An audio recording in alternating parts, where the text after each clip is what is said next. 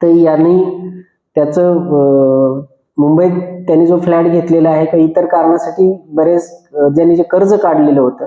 तर ते कर्जाचे हप्ते त्याला फेडणं त्या ठिकाणी शक्य होत नव्हतं. त्याचबरोबर त्यांनी स्वतःचा एक टर्म इन्शुरन्स काढला होता 1 कोटी रुपयाचा,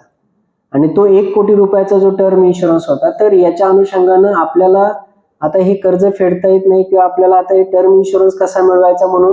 त्याच्यात 1 महिनाभर त्याच्या डोक्यामध्ये हे विचार चालू होते की आयदर आपण आत्महत्या करावी किंवा आपण कोणाचा तरी खून करून आपणच गणेश चव्हाण मेलेला आहे असं दाखवावं आणि हे टर्म इन्शुरन्सचे पैसे कुटुंबियांना मिळावेत आणि त्यातनं आपल्या गोष्टी सुटाव्यात आणि आपल्याला फायदा व्हावा, आपला लाभ व्हावा, या दृष्टीने त्याच्या डोक्यात हे सत्र चालू होतं. आणि त्यामुळे रात्री 10 वाजता जेव्हा तो घरातून बाहेर पडल्यानंतर जेव्हा त्याला औस्यामध्ये तुळजापूरचा टी पॉइंट आहे, तर तिथं एका व्यक्तीने त्याला लिफ्ट मागितली. लिफ्ट मागितल्यानंतर त्यांनी ती लिफ्ट दिली आणि पोलीस औस्याच्या किल्ल्याच्या जवळ मला सोडा असं ती व्यक्ती म्हटल्यानंतर या गणेश चव्हाणनी हे हेरलं की तो जो व्यक्ती आहे तर तो दारूच्या नशेत आहे आणि त्याला काही तेवढं त्याचं हे नाहीये. मग त्याच्यानंतर मग त्याला तुला जेवायचं आहे का असं विचारल्यानंतर मग त्याला हो म्हटल्यानंतर जवळच्या ढाब्यावरनं त्यांनी त्या ठिकाणी चिकनचं पार्सल घेतलं आणि मग त्याला त्या व्यक्तीला आपल्या गाडीमध्ये बसवून तो वानवडा रोडला घेऊन गेला. त्यांनी पहिल्यांदा एकदा रेकी केली की बाबा इथं आजूबाजूला कोणी लोक नाही ना, कोणी नाही ना, आणि अशा पद्धतीने परत वळून येऊन मग त्याने ती गाडी जी आहे ती गाडी त्या ठिकाणी पार्क केली.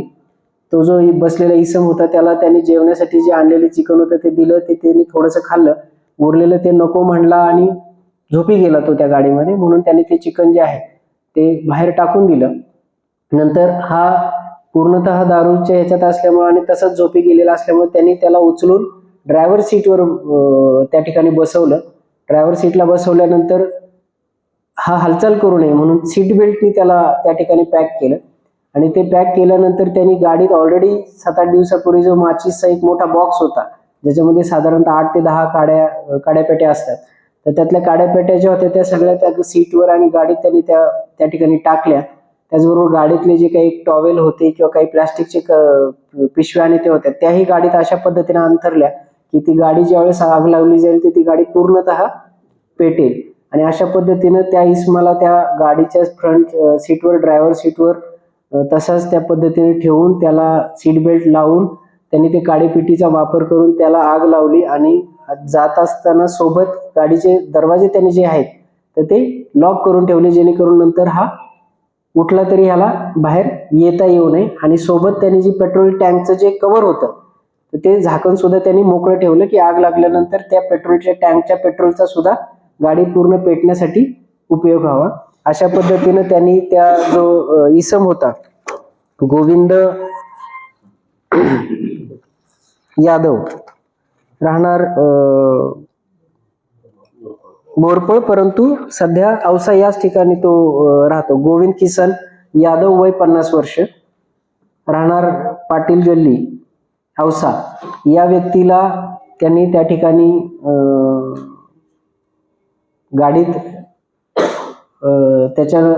नशेत असल्याचा गैरफायदा घेऊन त्याला त्या गाडीमध्ये सीट बेल्टचा वापर करून त्या ठिकाणी त्याला अडकवून गाडीला आग लावून त्याच्या खून करून त्या ठिकाणी तो पुरावे नष्ट करून स्वतः पळून जाण्याचा जो प्रयत्न केलेला आहे, तर त्याच्या ह्या सगळ्या बनावाचा लातूर जिल्हा पोलिसांनी प्रामुख्यानं औसा पोलीस स्टेशनचे जे अधिकारी आहेत, SDPO औसा कुमार चौधरी, PI औसा डमाळे, त्यांचे जे अधिकारी आहेत PSI डाके, PSI माळवतकर, त्याचबरोबर LCBचे PI बावकर स्वतः, त्यांची टीम, API भुजबळ, PSI केंद्रे आणि LCBचे जे अंमलदार आहेत, तर त्यांनी म्हणजे ही घटना घडल्यापासून 12:30ला जेव्हा पोलीस तिथं फोन आला तेव्हापासून ते आत्तापर्यंत म्हणजे अखंडपणे आणि कुठलाही विश्रांती न घेता ह्या पूर्ण घटनाक्रमाचा जो काही वस्तुस्थिती आहे ती वस्तुस्थिती निष्पन्न केलेली आहे. सुरुवातीला याच्यामध्ये काल अकस्मात मृत्यू दाखल करण्यात आला होता आणि आज हा सगळा घटनाक्रम आल्यानंतर आपले जे PS आहेत जे अकस्मात मृत्यूचा तपास करत होते, तर ह्या सगळ्या गोष्टी आल्यानंतर त्यांनी स्वतः त्याच्यामध्ये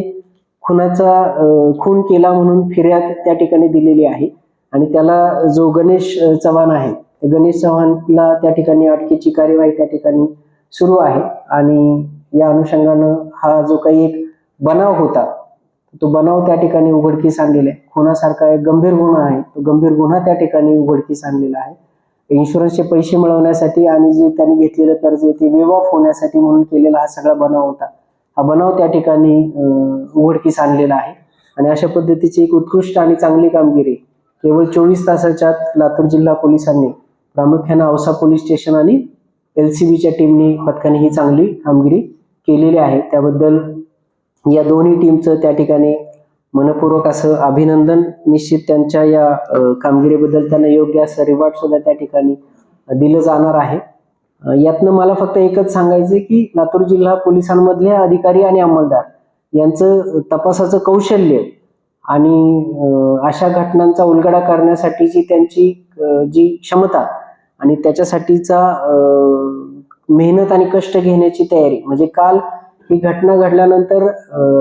12:30 वाजल्यानंतर जशा जशा गोष्टी उलगडत गेल्या तसं क्षणाचाही उसंत न करता त्या नंबरचा पाठलाग करत करत कोल्हापूरला जाणं, कोल्हापूरवरून सिंधुदुर्गला जाणं, सिंधुदुर्गला त्याला ताब्यात घेणं, त्याच्यानंतर परत येणं, इंट्रॉगेशन करणं, म्हणजे API भुजबळ आणि त्यांची टीम ही मला वाटते गेले 2 दिवस झालं ही अखंडितपणे हा सगळं काम या ठिकाणी करत आहे आणि हे तुमच्यापर्यंत पोहोचवणं हे मला वाटलं आवश्यक आहे दोन्ही कारणांसाठी की एक तर लातूर जिल्हावासियांना आम्हाला हे सांगायचे की लातूर जिल्हा पोलीस दल हे कायद्याचे जिथं उल्लंघन करण्याची परिस्थिती होईल त्या ठिकाणी अशा परिस्थितीला किंवा अशा गुन्ह्यांना त्या ठिकाणी उलगडा करण्यासाठी आणि त्याचा तपास कसोशीने करण्यासाठी कटिबद्ध आहोत आणि त्यामुळं आम्ही आमचं काम जे अधिकारी अंमलदार आहेत ते चोखपणे बजावत आलेले आहेत, भविष्यातही त्याच पद्धतीने ते बजावतील एवढीच खात्री या निमित्तानं द्यायची आहे. थँक्यू. इन्शुरन्स कंपनीला संपर्क केले का? अजून काहीच नाही. काल तर झालं ना, तेवढा वेळच आपण दिला नाही ना. गणेश चव्हाण हा मॅरिड आहे का, याची पार्श्वभूमी काय? हा